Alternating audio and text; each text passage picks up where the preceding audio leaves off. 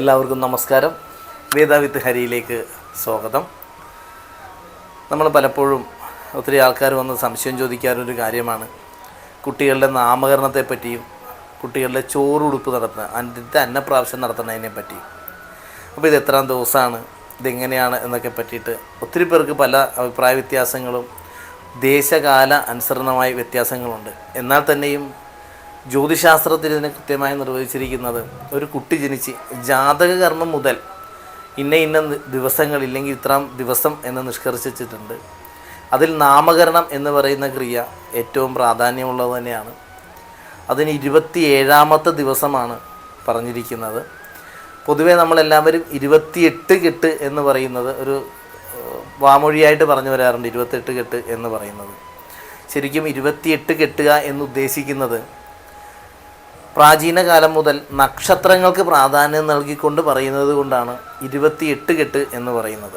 അപ്പോൾ അതിൻ്റെ നക്ഷത്ര പാദങ്ങൾ എടുക്കുമ്പം 27ാമത്തെ ദിവസം നാമകരണം ചെയ്തു കൊള്ളണമെന്നാണ്. അത് കുട്ടി ജനിച്ച് വരുന്ന ആദ്യത്തെ കുട്ടിയുടെ നക്ഷത്രം എന്നാണ് പറഞ്ഞിരിക്കുന്നത്. എന്നാലും നക്ഷത്രം വർജിച്ചതിന് ശേഷമാണ് ഇപ്പോഴും കൂടുതലും പേരും നാമകരണം ചെയ്യാനായിട്ട് എടുക്കാറ്.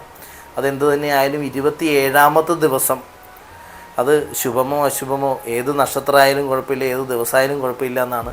27ൻ്റെ അന്നാണ് 28 നാമകരണം ചെയ്യേണ്ടത്.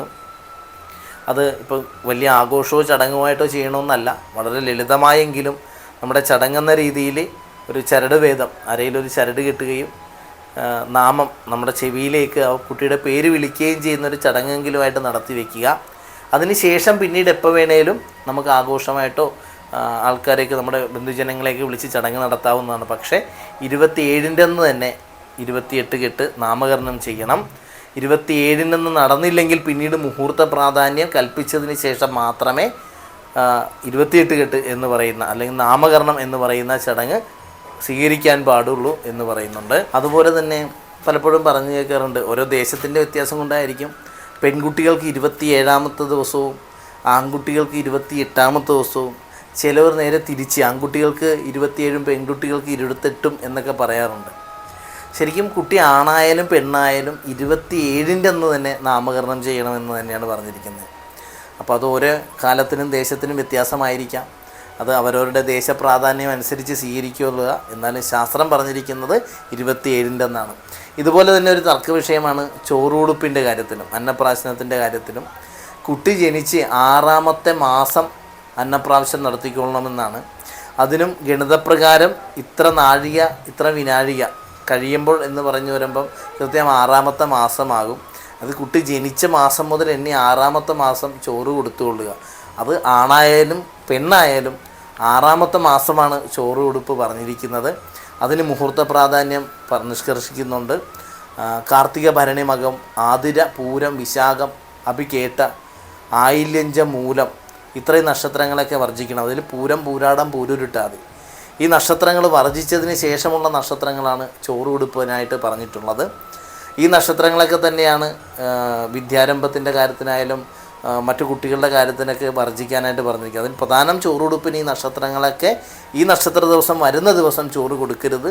ബാക്കിയുള്ള ദിവസങ്ങളിൽ മുഹൂർത്ത പ്രാധാന്യം കണ്ടുകൊണ്ട്, അത് ക്ഷേത്രത്തിൽ വെച്ച് നടക്കുന്ന ചടങ്ങായതുകൊണ്ട് സമയപ്രാധാന്യത്തിന് വലിയ പ്രാധാന്യം കൊടുക്കേണ്ട കാര്യമില്ല. കാരണം ഓരോ ക്ഷേത്രത്തിനും ആ നിവേദ്യത്തിൻ്റെ സമയത്തിന് വ്യത്യാസമുള്ളത് കൊണ്ട് അന്നത്തെ ദിവസത്തിൻ്റെയും നക്ഷത്രത്തിൻ്റെയും പ്രാധാന്യം കൊണ്ട് ചോറുടുപ്പിന് ദിവസം കണ്ടുകൊള്ളുക. ചൊവ്വാഴ്ച ദിവസം കഴിയാവുന്നത് വർജിച്ചുകൊണ്ട് ബാക്കിയുള്ള ദിവസങ്ങളിലൊക്കെ ഈ നക്ഷത്രങ്ങളും കൂടി വർജിച്ചുകൊണ്ട്, ഞാൻ മുകളിൽ പറഞ്ഞ നക്ഷത്രങ്ങൾ വർജിച്ചുകൊണ്ട് 6ാമത്തെ ദിവസം 6ാമത്തെ മാസം ചോറ് കൊടുക്കാവുന്നതാണ്. ഈ കാര്യത്തിന് പല ദേശത്തും പല പല അഭിപ്രായ വ്യത്യാസങ്ങളൊക്കെ ഉണ്ടാവും. നമ്മുടെ പൂർവികർ തന്നെ നമ്മളോട് പറഞ്ഞിട്ടുണ്ടാവും, പെൺകുട്ടിയാണെങ്കിൽ 5ാം മാസത്തിലാണ്, അല്ലെങ്കിൽ ആൺകുട്ടിയാണെങ്കിൽ 5ാം മാസത്തിലൊക്കെയാണെന്ന് കരുതി ഞാനിങ്ങനെ ഓരോ സ്ഥലത്തും പല പല അഭിപ്രായ വ്യത്യാസങ്ങളൊക്കെ വരുന്നത് കണ്ടിട്ടുണ്ട്. എന്നാലും ശാസ്ത്രീയ ഏകീകരണം എന്ന് പറയുന്നത് 6ാമത്തെ മാസം എന്ന് തന്നെയാണ് പറഞ്ഞിരിക്കുന്നത്.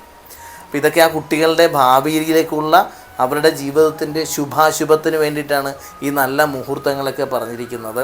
അശുഭ മുഹൂർത്തത്തിൽ ചെയ്യുന്ന കാര്യങ്ങളൊക്കെ അവൻ്റെ ജീവിതത്തിൽ മൊത്തത്തിൽ ബാധിക്കും എന്ന് തന്നെയാണ്. അതായത് നാം ഓരോരുത്തരുടെയും ജീവിതത്തിൻ്റെ വിജയത്തിന് നമ്മുടെ കഠിനാധ്വാനവും അതിൻ്റെ ഒപ്പം ഭാഗ്യവും കൂടി വേണം എന്ന് തന്നെയാണ് പറഞ്ഞിട്ടുള്ളത്.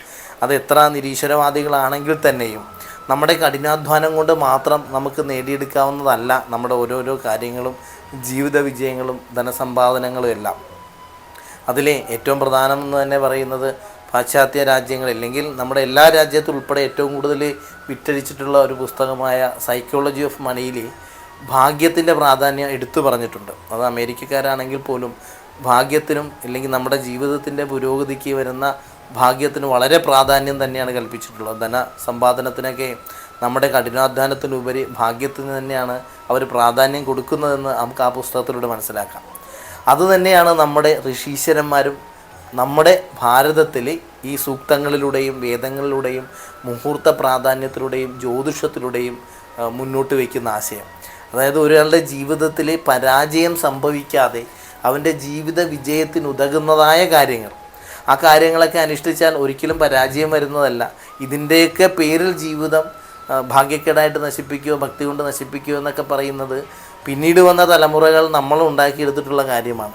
അപ്പോൾ അതിൻ്റെ ഉള്ളിലെ ശാസ്ത്രീയ വശങ്ങൾ പരിശോധിച്ചാൽ ഇത് ആരുടെയും ദോഷത്തിന് വേണ്ടിയിട്ടുള്ള ഒരു ശാസ്ത്രമല്ലെന്നും മനുഷ്യൻ്റെ പുരോഗതിക്കും അവൻ്റെ ജീവിതത്തിനൊരു മനോബലം നൽകുന്നതും, ഇല്ലെങ്കിൽ ശുഭ അശുഭങ്ങളെയൊക്കെ സൂചിപ്പിക്കുന്നതും, അവൻ്റെ ജീവിതത്തിന് എപ്രകാരം വിജയം കൈവരിക്കാമെന്ന് സൂചന നൽകുന്നതായ ശാസ്ത്രങ്ങളാണ് ഈ പറഞ്ഞത് ജ്യോതിശാസ്ത്രം, അതിലുപരി ജാതകങ്ങൾ. അതിൽ തന്നെ ഏറ്റവും പ്രാധാന്യമുള്ളത് കൊണ്ടാണ് ചോറുകൊടുപ്പിൻ്റെയും നാമകരണത്തിൻ്റെയും കാര്യം ഇപ്പോഴിവിടെ എടുത്തു പറയുന്നത്.